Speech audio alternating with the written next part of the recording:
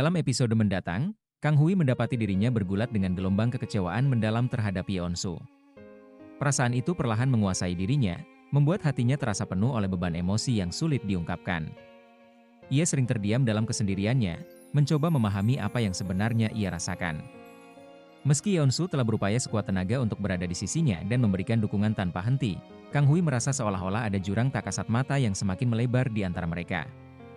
Jurang itu dipenuhi oleh rasa sakit, salah paham, dan penyesalan yang tak pernah mereka bicarakan secara langsung. Ketika malam tiba dan keheningan menyelimuti, Kang Hui dikejar oleh bayangan kenangan akan janji-janji yang pernah mereka buat bersama.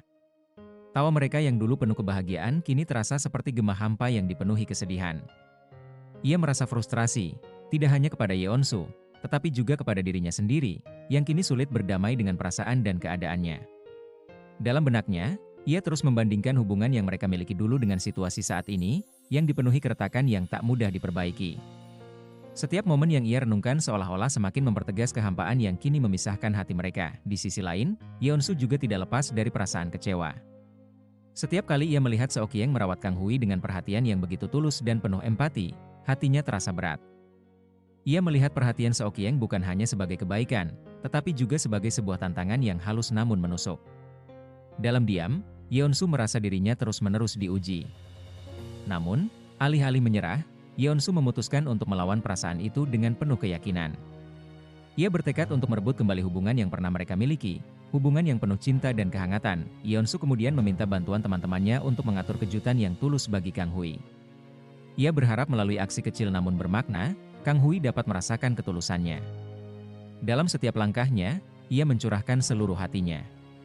Ia menyiapkan detail-detail kecil yang mencerminkan perhatian dan pengertiannya terhadap Kang Hui, meskipun ia tahu itu mungkin tidak akan langsung mengubah keadaan. Namun, Kang Hui tetap terjebak dalam pusaran emosinya sendiri. Ia ragu untuk merespons, hatinya bimbang di tengah konflik antara rasa kecewa, harapan, dan cinta yang masih tersisa. Meskipun begitu, Yeon-su tidak menunjukkan tanda-tanda menyerah.